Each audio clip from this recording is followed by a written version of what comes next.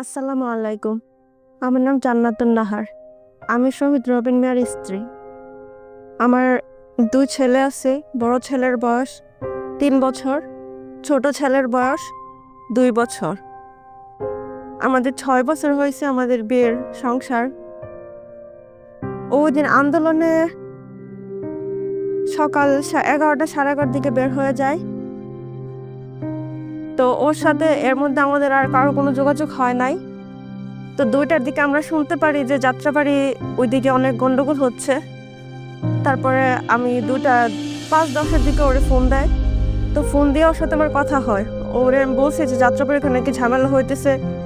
তো সে বলল হ্যাঁ আমি চলে আসতেছি। তারপর ওর সাথে আমাদের আর কারো কোনো যোগাযোগ হয় নাই।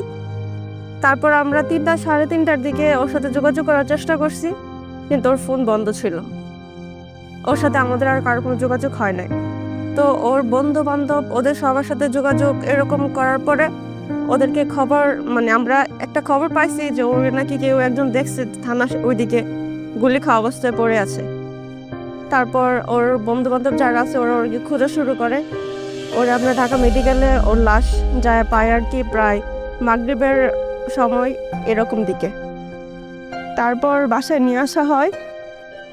ওখানে ওর জানাজা এই সব কিছু শেষ করে আমরা কুমিল্লা নিয়ে যাই ওর গ্রামের বাড়িতে। আমরা ওখানে ওরে কবর দিই আর কি।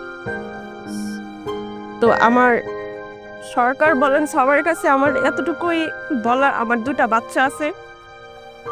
আমি এই 2টা বাচ্চাকে নিয়ে কি করব, আমি ওটার কোনো কোন কিনার আমি পাই না। আমি কিভাবে কি করব।